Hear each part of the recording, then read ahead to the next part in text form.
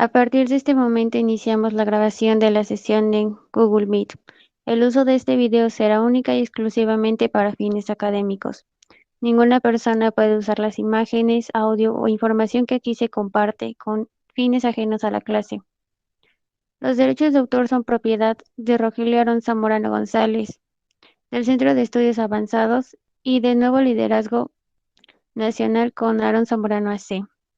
Para garantizar la protección de datos personales, queda estrictamente prohibido promover la creación de canales de comunicación distintos a los oficiales, así como solicitar o proporcionar cualquier información personal o datos considerados como sensibles por las leyes mexicanas vigentes, por cualquiera de los participantes de esta sesión en vivo, aceptando eximir de cualquier responsabilidad legal a la institución educativa y sus directivos en caso de falta a esta disposición por parte de alumnos o personal docente. Muy bien, vamos a recordar lo que vimos la clase pasada.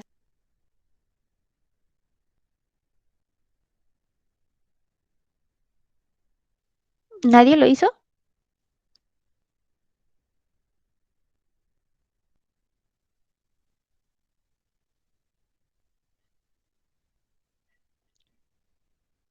Bueno, está bien. Bueno, la verdad es que muchos autores tienen algunos conflictos de cómo es que va a empezar, ya que algunos empiezan eh, describiendo el recorrido de la sangre desde Ah, las... profesora, yo le hice, disculpe, sí, yo me lo sé. Gracias. Si quieres comentarnos cuál fue tu conclusión. Bueno, de todo lo que yo había leído y de lo que ya pues anteriormente sabía, entendemos que primeramente el recorrido circulatorio de la sangre empieza pues por la vena, a las cámaras del corazón, comienza por la vena cava superior e inferior y pasa por a las aurículas y de las aurículas pasa a los ventrículos, esto del ventrículo derecho pasa a la vena pulmonar, de ahí pasa a la arteria pulmonar, va a los pulmones y de los pulmones regresa por la vena pulmonar a la aurícula izquierda. De la aurícula izquierda pasa el ventrículo izquierdo y ahí pues pasa través de la válvula aórtica hacia la aorta y esa extiende ya todo el cuerpo. Pues en resumido lo que sucede. Efectivamente, estás en lo correcto. Así básicamente, en resumen, es como se hace la fisiología. Solo que no olvides mencionar la válvula tricúspide y la válvula mitral, porque esa me parece que no las mencionaste. Pero fuera de eso, todo estuvo bien. Espero que todos tengan lo mismo que su compañera o tienen alguna otra duda.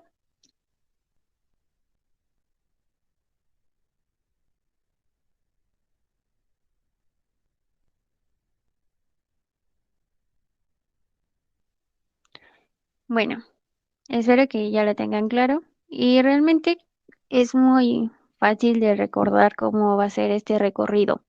Solo como les mencionaba, no vayan a olvidar las válvulas porque son muy importantes, ya que estas van a ser las que se abran y cierren y van a ser obviamente las encargadas de dar ese acceso o retener la sangre en ese momento. Y la verdad, como ya lo mencionamos la clase pasada, todo este proceso eh, se realiza en milímetros, o sea, en segundos, o sea, realmente es muy rápido para que nosotros podamos detectar el funcionamiento, ¿no? Pero bueno, ya sabiendo cómo funciona, creo que ya van a poder entender otros temas. Y como pueden ver, este sistema circulatorio está relacionado con el sistema respiratorio, ya que como lo mencionó su compañera Paola, efectivamente, va a haber parte de la sangre que se va a llevar a los pulmones, como ya lo vimos. Vamos a pasar con uno de los últimos sistemas, que es el sistema endocrino.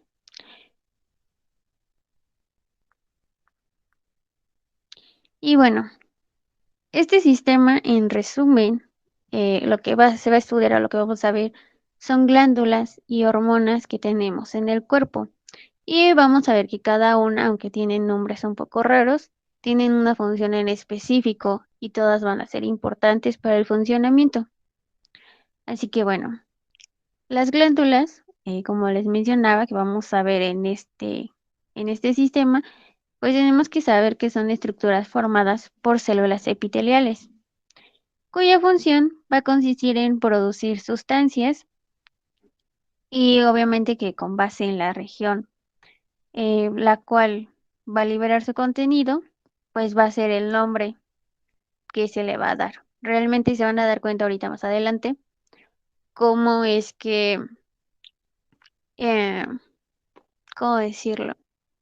A lo mejor es más fácil que ustedes se aprendan para qué sirve la glándula o la hormona, porque van a darse cuenta que de ahí viene su nombre.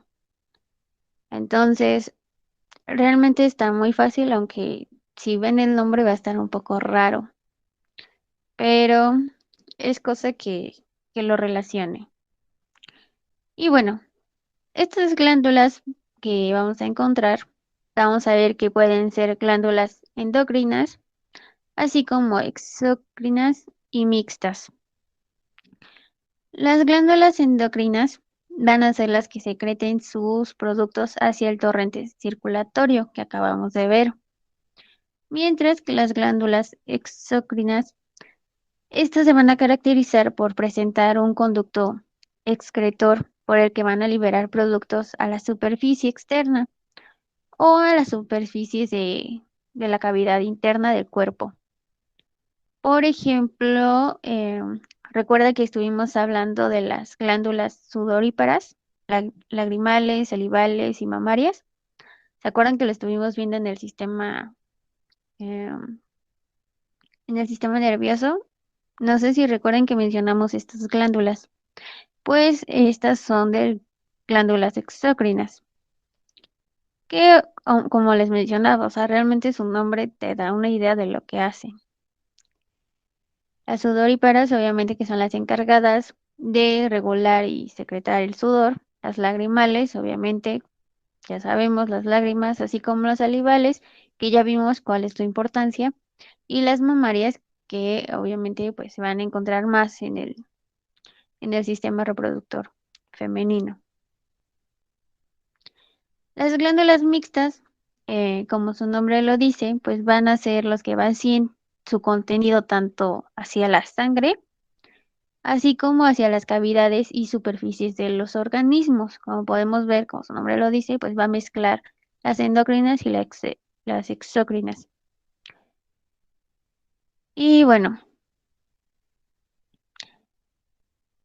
estos unos ejemplos pueden ser los páncreas o las glándulas sexuales, que van a estar tanto en el cuerpo como afuera. Y bueno, vamos a ver que el sistema endocrino, pues es un conjunto de glándulas y órganos que van a producir y liberar hormonas hacia el torrente sanguíneo, como ya lo vimos.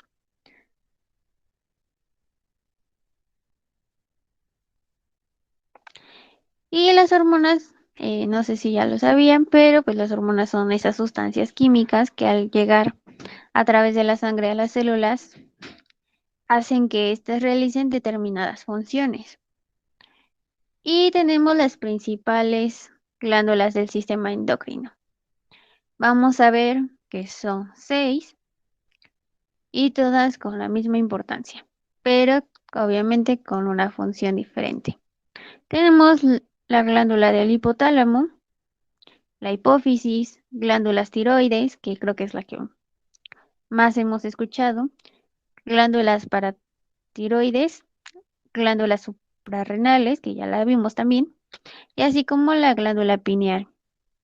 Vamos a ver ahorita la especificación de cada uno, pero quisiera saber si alguno de ustedes tienen como alguna idea, a lo mejor superficial o general, como ustedes quieran decirlo, de la función de estas glándulas.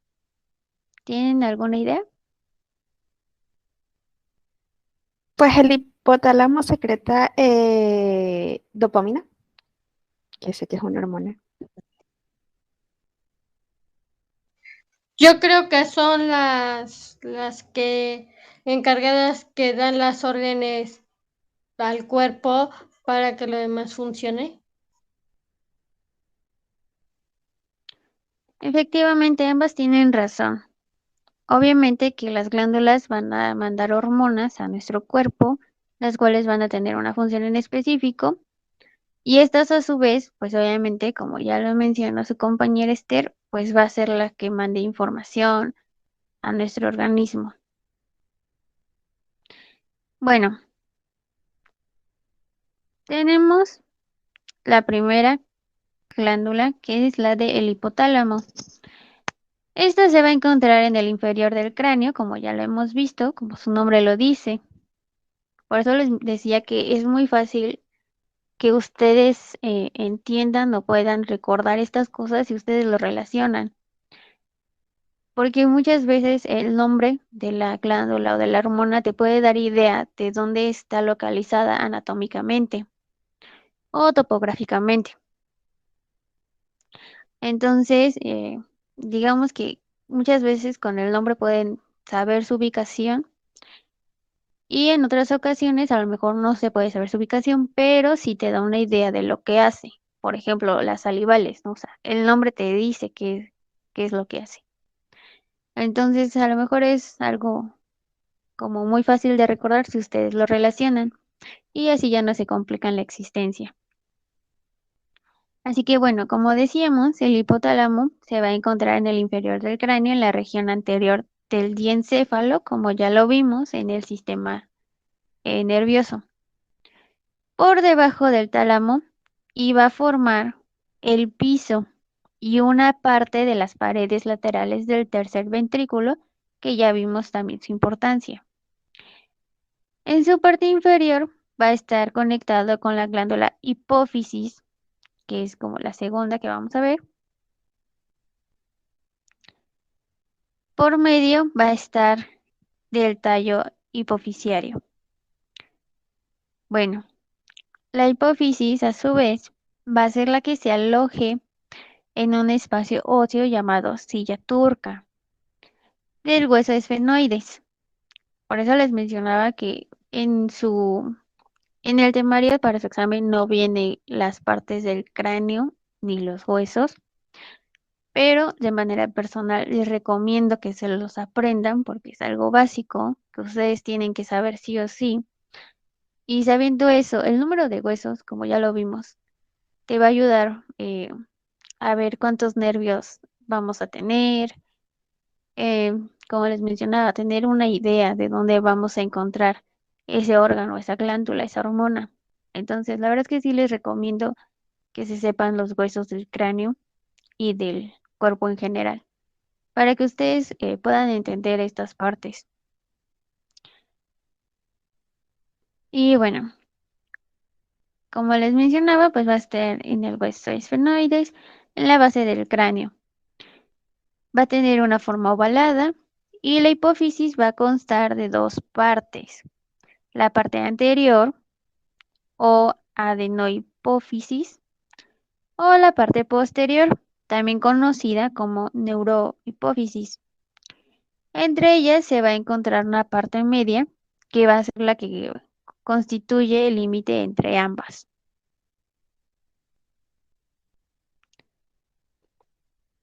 Y bueno, estas a su vez, bueno, la glándula hipófisis va a tener hormonas, como ya lo mencionamos, las cuales se van a llamar hormonas hipotalámicas.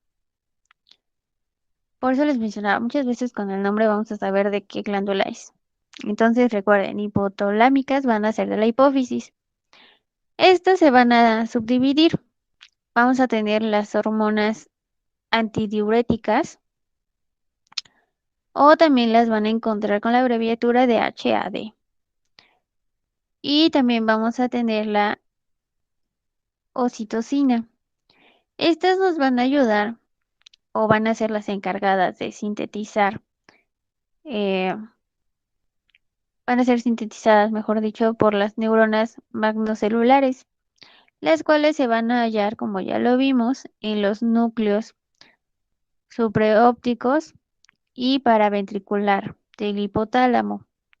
Pero desde ahí van a pasar a la hipófisis posterior, en donde aquí va a ser donde se van a liberar hacia la sangre. Y la hormona que les mencionaba antidiurética se va a encargar del equilibrio del agua en el cuerpo. Ya vimos por qué es la importancia del agua en nuestro organismo, porque podemos deshidratarnos o tener un exceso. Paola, ¿quieres decir algo? Sí, profesora, disculpe. En algunos textos, en algunos libros, tenemos que la hipófisis también se llama glándula pituitaria. Entonces, para que quede un poquito claro, porque a veces nos podemos confundir con los nombres. Sí, gracias, Paola. Como lo mencionas, la verdad es que sí es muy importante esta parte.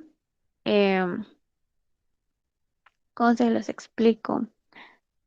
Am, es importante que nosotros leamos diferentes autores, porque como podemos ver, los nombres pueden variar, pero la verdad es que por eso es que te dan como dos nombres, ¿no? O muchas veces te dicen de también conocido como, entonces, dependiendo del autor es el nombre que vamos a encontrar, pero en general, pues ya son esos nombres. Pero sí está bien, tienes razón, Paola. Dependiendo del autor, va a ser el nombre que nosotros le podamos dar. Por eso es importante que cuando ustedes ya estén en la escuela y empiecen a tener estos conocimientos de manera más amplia,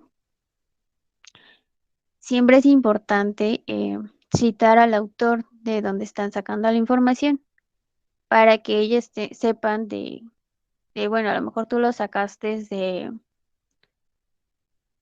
de Vargas Alvarado, ¿no? Y yo lo tengo de Manzanera. Entonces, por eso es importante, pero sí, van a ver que realmente muchas hormonas y glándulas, bueno, las glándulas no, es más en las hormonas van a tener un nombre variado o formas de abreviarlo. Por ejemplo, la hormona antidiurética. O sea, muchas veces no lo van a encontrar con ese nombre y solo va a estar abreviado con HAD. Entonces, es importante, pero sí,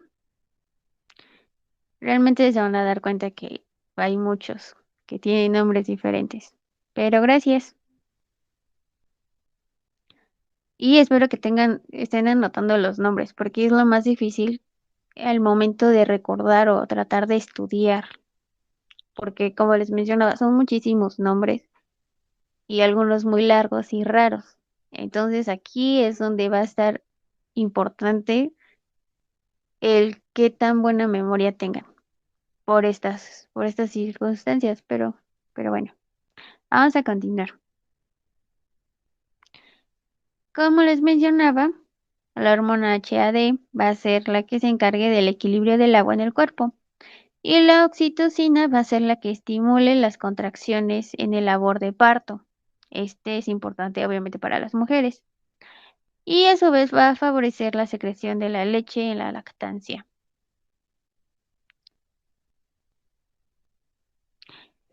Por otro lado, las hormonas llamadas factores liberadores van a ser las que se producen y liberan en las neuronas parvocelulares, que se van a encontrar en los núcleos tuberal, preóptico, arcuato, periventricular anterior y paraventricular del hipotálamo, y van a actuar sobre la hipófisis anterior, ya sea estimulando o inhibiendo la secreción por parte de esta.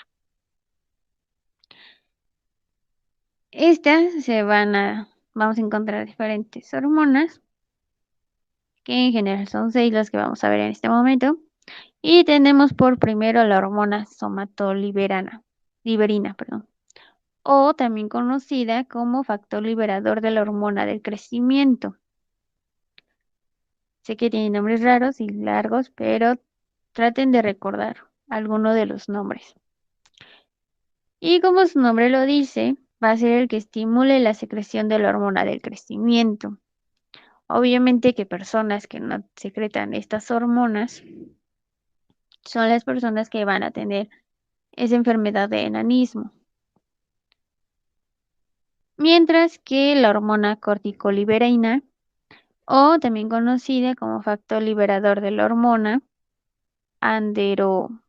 adrenocorticotropa, va a ser la que estimula, como su nombre lo dice, la secreción de hormona adrenocorticotropa. Después tenemos la hormona tiroliberina, o también conocida como factor liberador de tirotropina. Esta, como su nombre lo menciona, va a ser la que estimule la secreción de tirotropina. Tenemos también una hormona que se llama gonadoliberina o factor liberador de gonotropinas. Estas van a ser las que estimulen la secreción de la hormona luteinizante y también de las hormonas estimulantes del folículo.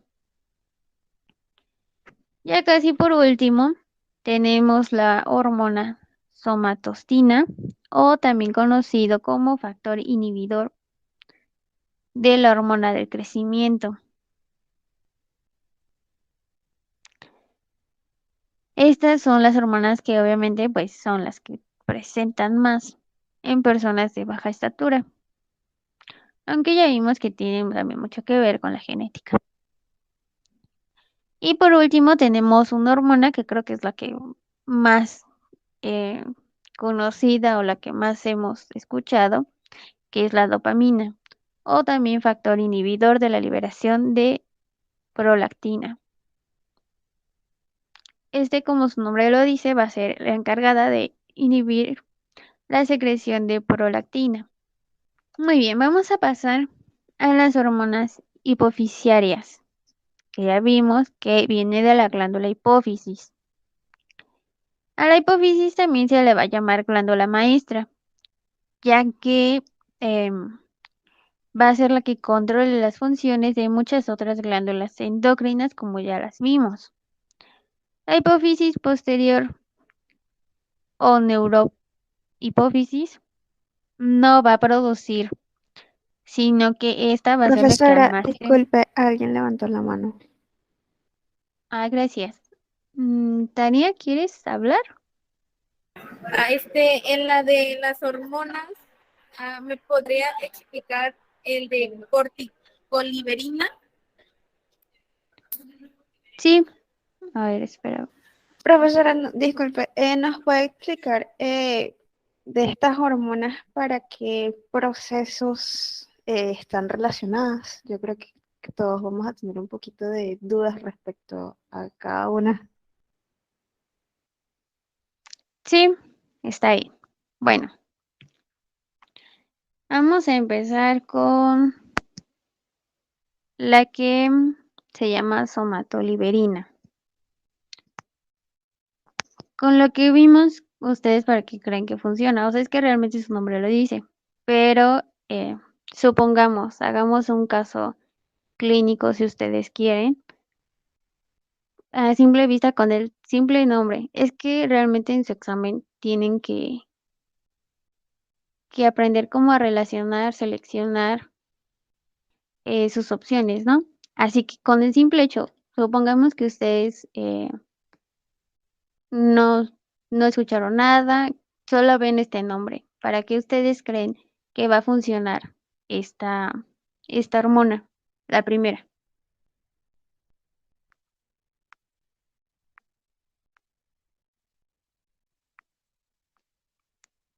¿Alguna idea? Pues para el crecimiento de los niños, ¿no? Principalmente.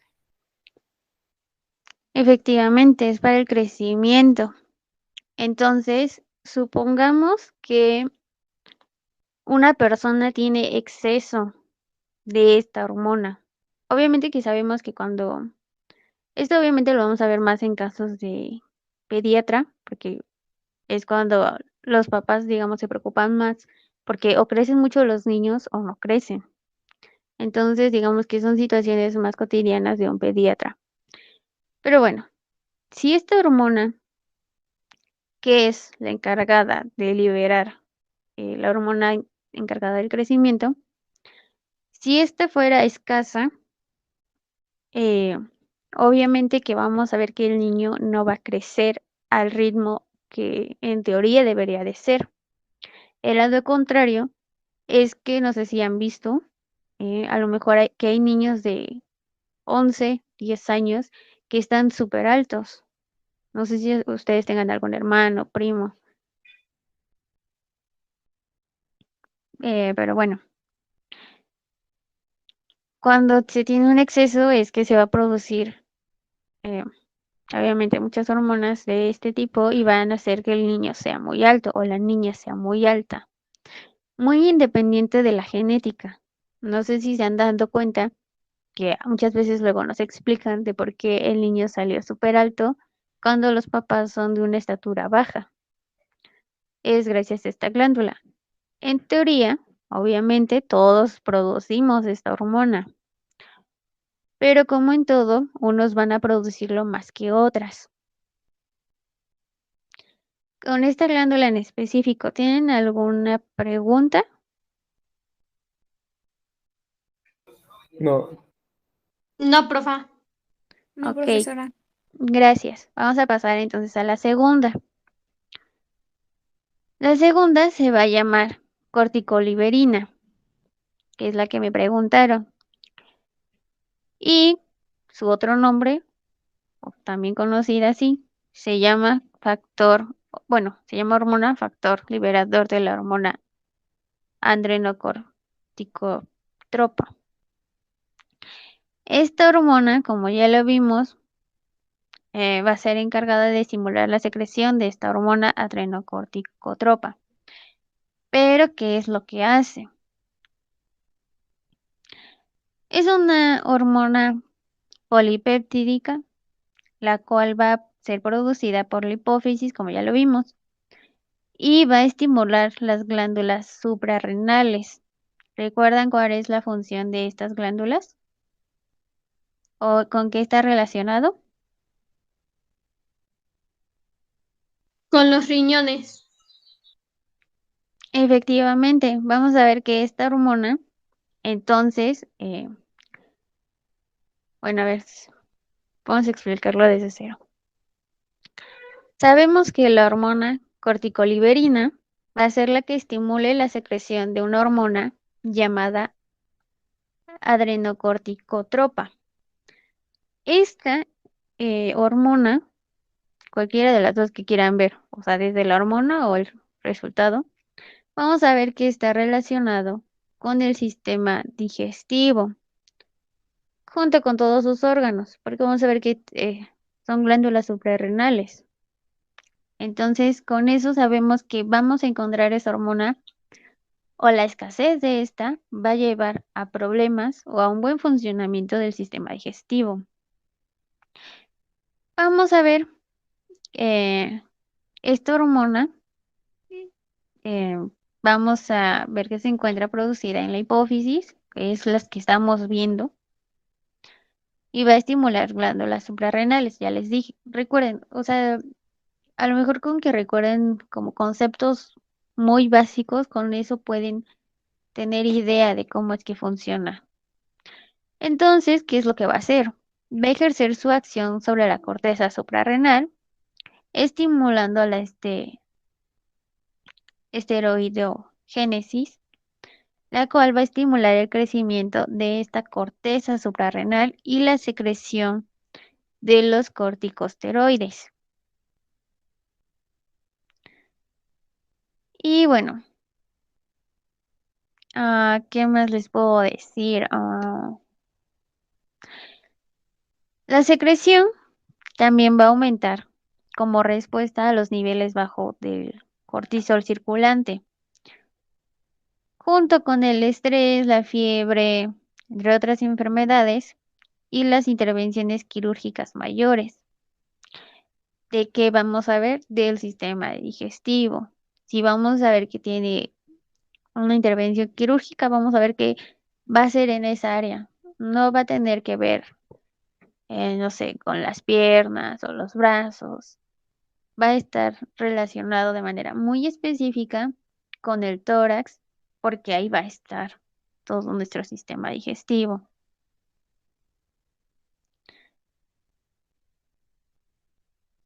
Y bueno, también esta hormona se llega a utilizar para, bueno, se llega a utilizar como estímulos farmacológicos, farmacia, para el estudio de la función del hipotálamo, la hipófiso suprarrenal. Recuerden, si estamos hablando del hipotálamo y luego del sistema digestivo, recuerden que ¿por qué es? Porque el sistema nervioso es el que manda las funciones o el código, ¿no? Las señales, las órdenes.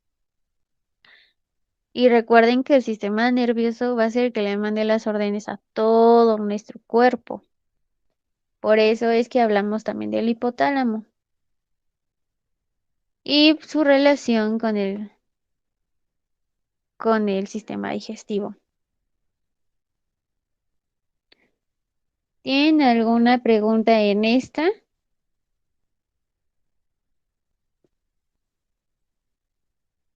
No, profa.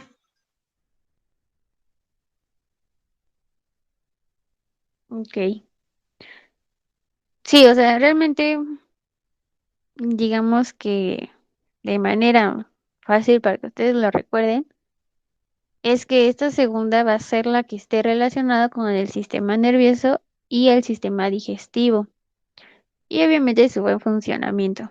Porque ya vimos en el sistema digestivo que con una cosa que falle, obviamente todo lo demás va a estar mal. Por eso vimos primero todos los sistemas y después estos, para que puedan entender cómo es que se van a relacionar y por dónde están o cómo es que van a actuar. Pero bueno, a ver, vamos a ir entonces con la tercera, que es la hormona tiroliberina o también llamada factor liberador de tirotropina.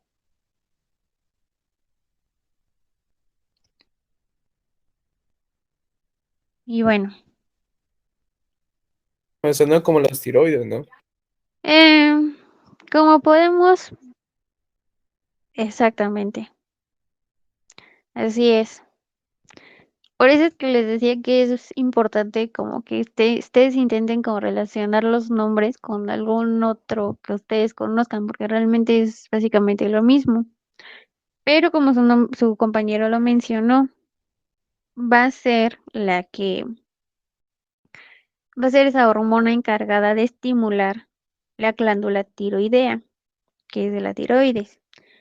Y es una prueba que se llega a realizar, por ejemplo, en los análisis de sangre, que se utilizan obviamente para evaluar lo bien que está funcionando esta glándula. Así que probablemente la lleguen a escuchar mucho. Es muy conocida también. Y cuando ustedes ya estén más adelante y tengan sus casos clínicos, pues ya saben que esta glándula, ¿qué va a ser? La glándula tiroide. Bueno, la tirotropina, va a ser esta hormona, ya vimos que va a ser la estimulante de la tiroides. Y va a producir también la adenohipófisis, que va a ser la que regule la producción de estas hormonas. Todo esto básicamente solo tiene relación con la tiroides. ¿Alguien sabe qué es la tiroides? ¿Qué es lo que pasa?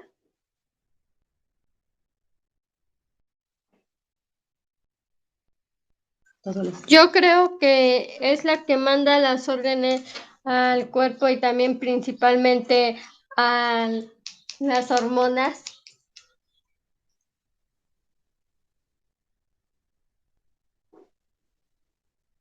Influye en el metabolismo principalmente. Sí, efectivamente. Muy bien. Ahora, ¿cuál es la otra hormona que tenemos?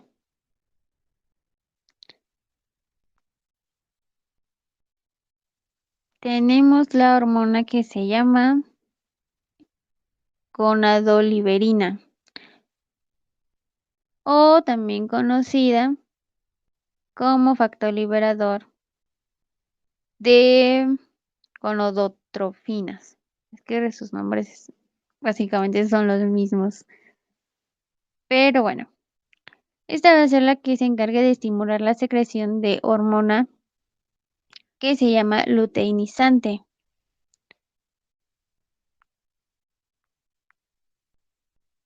Y de hormonas estimulantes del folículo.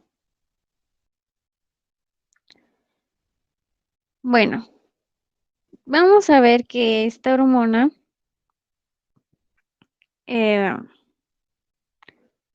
básicamente las dos van a estar relacionadas una con otra, porque la hormona luteinizante o lupropina, como también luego la conocen, va a ser una glándula gonadotrópica, de naturaleza glucoproteica, la cual es igual que la hormona que estimula el folículo, la cual se llama folículo estimulante.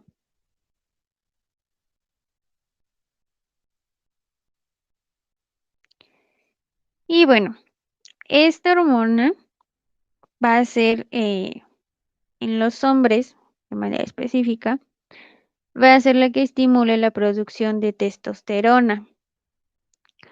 En realidad las mujeres también tenemos esta hormona, la de testosterona, pero en menor cantidad.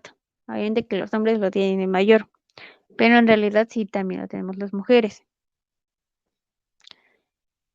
Pero bueno, la hormona va a ser la que se encargue de la producción de la testosterona, la cual, como ya sabemos, va a desempeñar una función en la producción de espermatozoides de manera fisiológica. De manera visual, podemos ver que es una razón por la que a las mujeres, nosotras obviamente no vamos a producir espermatozoides, pero obviamente que no solo se va a encargar de eso la testosterona, ya vamos a verlo más adelante.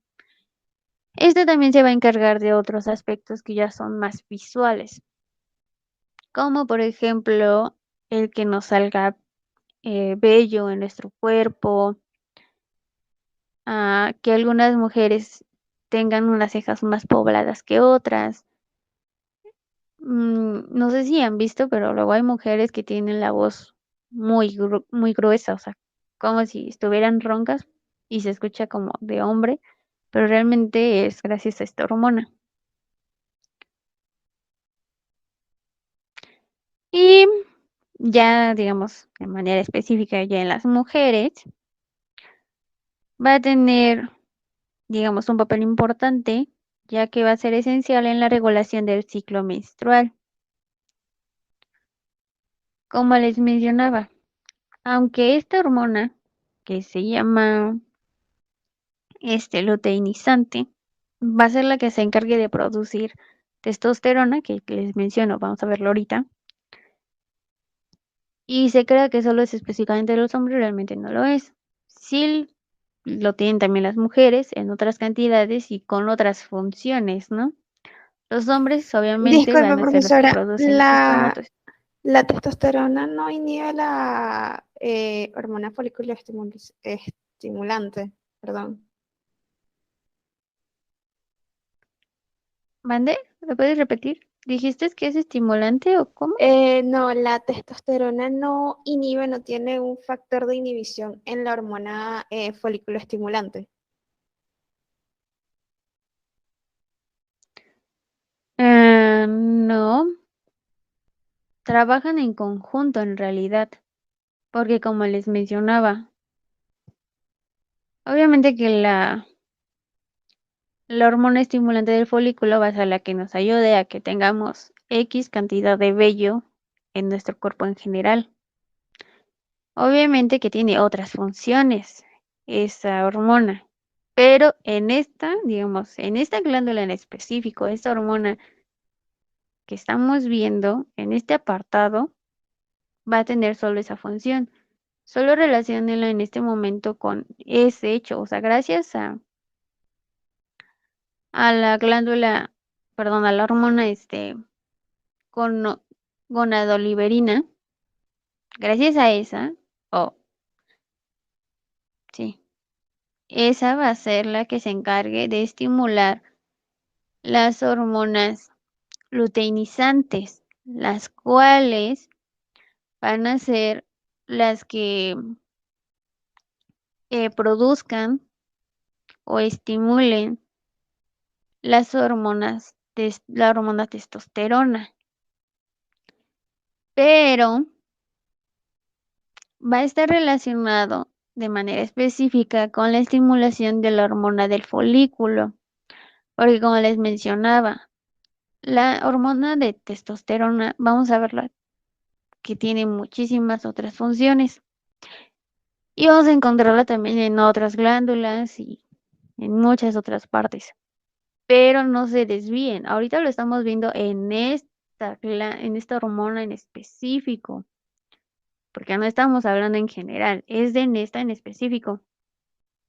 No va a inhibir la hormona estimulante del folículo. No lo va a hacer. La va, de hecho, a estimular. Porque, como les mencionaba, la testosterona tiene muchas funciones. En esta en específico, hasta podrían anotarlo, o sea, porque es que realmente sí tiene muchas funciones, pero ahorita en este apartado que estamos viendo, solo lo vamos a relacionar con la glándula estimulante del folículo. Como ya lo vimos, la testosterona va a ayudar no solo a reproducir espermatozoides, sino que también nos va a ayudar a ese crecimiento, a esa estimulación que tenemos de nuestro cabello, nuestro vello, nuestro cuerpo en general. Por eso que les mencionaba que recuerden o sepan que la testosterona no es exclusivamente de los hombres, no es así. Al contrario, también lo tenemos las mujeres, algunas más que otras. En teoría, las mujeres tienen un porcentaje menor y su función es diferente a la de los hombres. En su función fisiológica, hablando ya del aparato reproductor, de manera más específica, para que no se hagan bolas, se va a encargar esta hormona, o para que ustedes lo vean más fácil, no se revuelvan. La hormona gonadoliberina va a ser la encargada en estimular la reproducción de espermatozoides en los hombres. Vamos a ver ahorita que veamos el aparato reproductor, pero bueno. Esta hormona va a ser la que ayude a la estimulación de espermatozoides, gracias a otras hormonas, pero para que no se hagan bolas, solo recuerden eso. Y en las mujeres va a ser la que ayude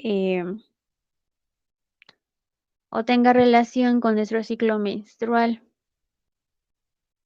gracias a esta hormona. ¿Ok?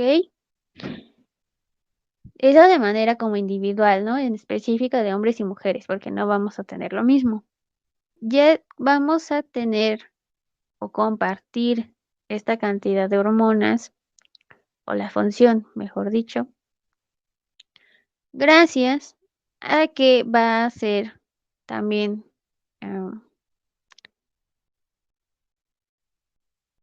responsable de la hormona estimulante del folículo. Y esta va a ser la que nos ayude a que nosotros tengamos vello y cabello en todo nuestro cuerpo. Bueno, no en todo, pero en las regiones que tenemos de nuestro cuerpo. Obviamente que, ¿por qué entonces se presenta que los hombres tengan barba y las mujeres no? como les mencionaba, porque las mujeres, aunque también tenemos esta hormona, no lo tenemos en la misma cantidad. Pero gracias a ella es que es estimulante del folículo y por eso es que nosotros tenemos cabello. Sí quedó un poco más claro. Es que no quiero que se revuelvan.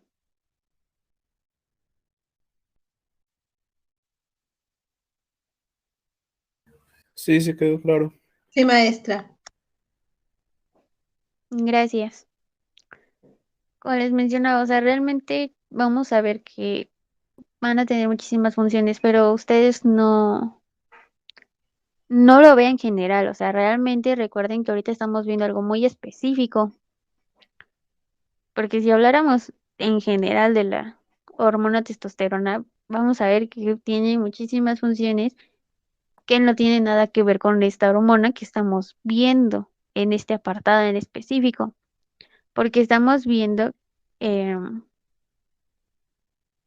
que va a ser de la glándula hipófisis. Entonces, no se hagan bolas. Recuérdenlo solo de manera como muy específica. Traten de individualizar esa hormona. Traten de separar todas las funciones que tiene y recordar con cuáles se relacionan. Por eso es que les decía, realmente eh, sabiendo el nombre y la ubicación podemos tener una idea de cómo es lo que funciona. Entonces, si ustedes están viendo que la hormona está diciendo que es luteinizante, ¿no? Y que se relaciona con una hormona estimulante del folículo. Ya saben que entonces la hormona luteinizante va a ser la que produce la testosterona. Entonces, si ustedes lo ven relacionado con que está la hormona estimulante folículo, ya saben, o sea, solo relaciónenlo y recuerden de que solo va a ser esa función en específico, no otras que sí tiene. No digo que no tengan más funciones, realmente sí las tiene, pero en este en específico solo recuerden eso. Vamos a ver otra hormona que se llama somatostina o factor inhibidor de la hormona del crecimiento.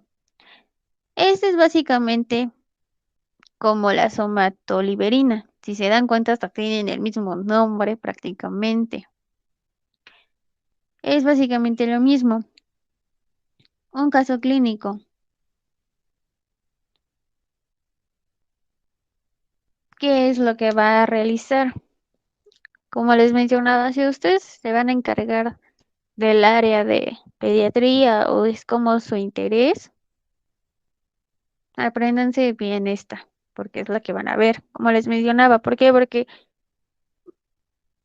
si se dan cuenta realmente cuando ya están grandes o en plena adolescencia, todavía los papás no se muestran tan preocupados por el crecimiento y desarrollo de sus hijos. Se ve más en los niños. ¿Por qué? Porque es más notorio. Porque eh, obviamente que a lo mejor nuestros papás o hasta nosotros mismos, ¿no? Muchas veces no nos preocupamos de si cuando somos adolescentes estamos muy altas o muy altos o de estatura baja. ¿Por qué? Porque sabemos que no todas las personas son de la misma estatura, pero generalmente los niños sí lo son. No sé si se han dado cuenta. Realmente es más raro ver a un niño como muy alto o muy de estatura baja, porque generalmente en los niños se lleva el mismo desarrollo. ¿Por qué? Porque su organismo está en constante, ¿cómo decirlo? Renovación, en constante movimiento, a diferencia de nosotros. O sea, nosotros ya no nos preocupamos cuando estamos grandes porque sabemos que influyen cosas de la genética. Si tu mamá es chaparrita, pues tú también lo vas a hacer. pero en los niños no, porque en los niños generalmente todos están del mismo tamaño, porque todavía no se ven reflejados esos aspectos. Así que estas hormonas, perdón, las van a ver más en casos de pediatría. Y bueno, como su nombre lo dice, la somatostina va a ser la que va a inhibir el crecimiento de esta hormona. Entonces, ¿qué es lo que va a pasar? Si se está, digamos, controlando o parando la hormona que es estimulante del crecimiento, obviamente que el niño o la persona va a ser de una estatura baja. A diferencia de la primera que vimos, que va a ser personas muy altas. Este va a presentarse en niños muy pequeños, que vamos a ver que los niños están como en una estatura promedio y el otro se va a ver la diferencia. Y ahí sí, es que les menciono, o sea, en los niños es más notorio la diferencia de estatura, porque generalmente todos están del mismo tamaño. ¿Tienen alguna duda de esta hormona?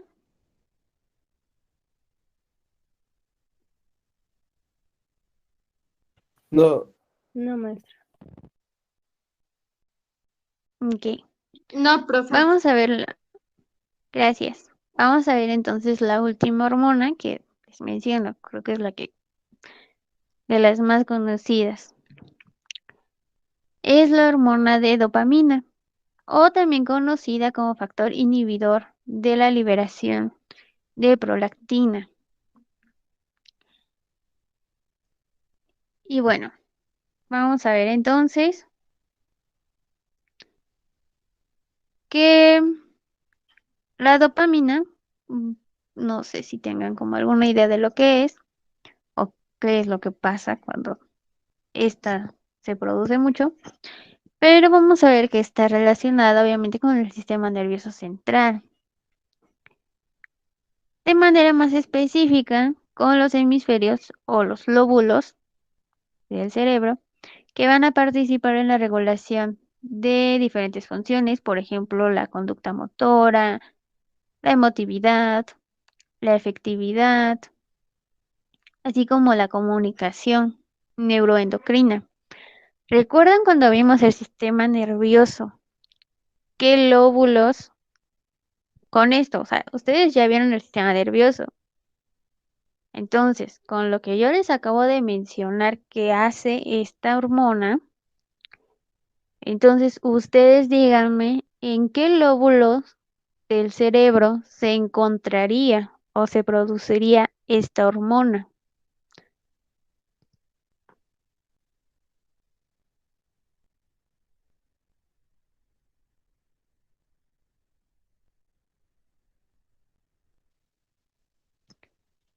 ¿Alguien recuerda dónde se producían eh, las emociones?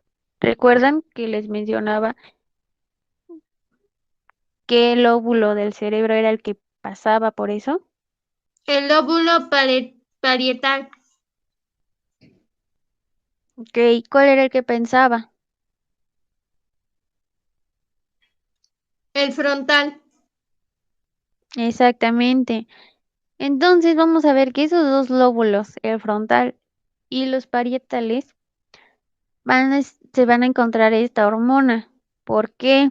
Porque nos está mencionando que las funciones de esta hormona dopamina van a estar relacionadas con la conducta motora, la conducta de la emotividad, o sea, las emociones, recuerden, el lóbulo que siente son los parietales.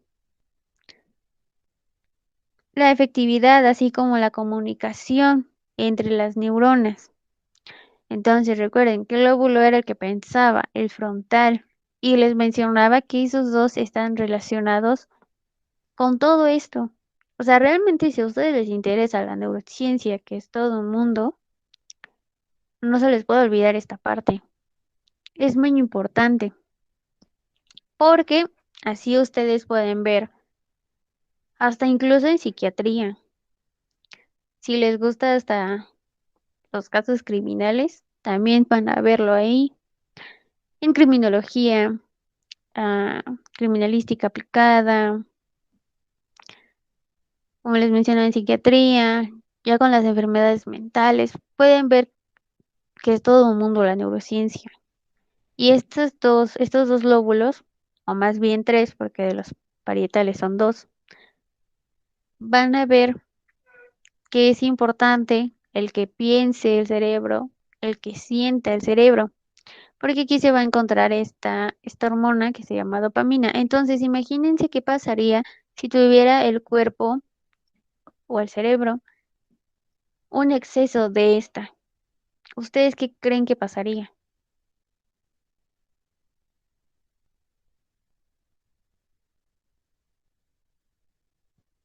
Te volverías eufórico, ¿no? Efectivamente, si tú tienes un exceso de esta, imagínense una persona que sobrepiensa las cosas y es de las personas más emotivas. Imagínense si juntaras eso. Obviamente que son las personas que generalmente, ya hablando en casos de psiquiatría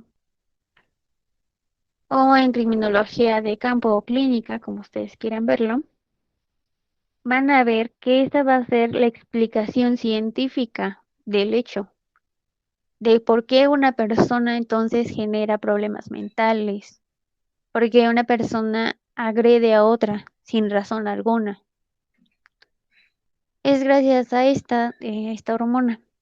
Entonces, ya ven por qué vimos primero el sistema nervioso y después estamos viendo este sistema endocrino, porque este básicamente, como les mencionaba, solo apréndanse las glándulas y las hormonas, qué va a hacer cada uno.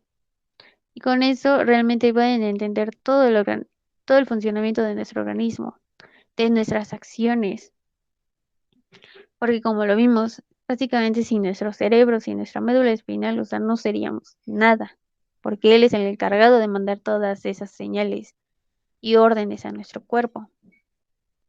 Entonces, ahora veamos el caso contrario. Si tenemos pocas cantidad de esta hormona dopamina, ¿qué pasaría? Imaginen a una persona que no piensa, que no siente nada,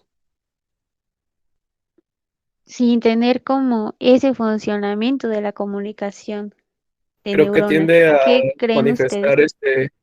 acciones psicópatas, ¿no? Podría llegar a ese punto porque ya no sentiría nada. No sabría No, diferenciar ese es entre lo... cuando es el exceso. Ah, Ujú. Lo que pasa en esos casos de personas psicóticas, eh, neuróticas, aunque nosotros pensemos que no piensan nada o no sienten nada, al contrario, ellos tienen un exceso de sentimientos y pensamientos. La verdad es que ese tema es realmente muy interesante y apasionante. Pero, en resumen, lo que pasa con esas personas al tener un exceso de esta hormona dopamina y se tiene un exceso de pensamientos, cuando nuestro cerebro piensa más de lo que debería, por ejemplo, eh, por eso es que te dicen que cuando terminas con tu pareja o estás pasando por un duelo, ya sea laboral, educativo, familiar, social, como ustedes quieran, te dicen que pongas a trabajar a tu cerebro, que te mantengas activo, porque si tú no haces nada, te pones a pensar muchísimas cosas. Entonces es cuando, eh, digamos, se da la explicación de por qué se suceden eh, tantos homicidios, feminicidios, robos, porque la gente realmente, aunque ustedes no lo crean, sí lo piensan. Y cuando lo piensan bien, deberían de ver las cosas tan siniestras y escalofriantes que nosotros podemos realizar. Espero que ustedes no lo hagan y no se vuelvan así. Pero realmente las personas que son psicóticas, personas que están en un psiquiatra, personas que están en la cárcel, bien merecido, aunque ustedes no lo crean, son personas que lo pensaron. Porque no es nada más de que tú llegues y digas, voy a robar. Obviamente no, lo piensan, y lo analizan y lo vuelven a pensar y lo vuelven a pensar una y otra vez. Y aunque ustedes piensen que esas personas no tienen remordimiento alguno y no tienen sentimientos, en realidad sí tienen sentimientos. No, obviamente no los normales, pero sí se tienen sentimientos y de hecho tienen sentimientos de una gran satisfacción, O sea, porque se podemos está decir activando que esta hormona. pierden el sentimiento de empatía. Efectivamente, o sea, lo que ellos pierden, como tú lo dices, es esa empatía, ¿no? Ese sentido humanitario que la gente normal tenemos, pero realmente no es de que no sientan, sí sienten, y de hecho se sienten las personas más felices, emocionadas, excitadas, incluso algunos se excitan asesinando a personas. Sienten esa necesidad de adrenalina. Entonces, cuando llevan a cabo estos actos, se activa esta hormona dopamina y es cuando se sienten llenos, ¿no? Plenos, con toda la actitud y felicidad que ustedes se puedan imaginar. Obviamente no es normal, obviamente, pero en realidad sí sienten. Por eso es que se activa esta hormona en esos casos, pero en realidad es así. Así que cuando ustedes escuchen a una persona decir que esas personas no sienten nada, pueden corregirlas y decirles que en realidad sí sienten. No sienten lo mismo, que es la empatía, pero en realidad sienten emoción al hacerlo. Entonces sí tienen sentimientos, sí tienen emociones, sí se activa esta hormona.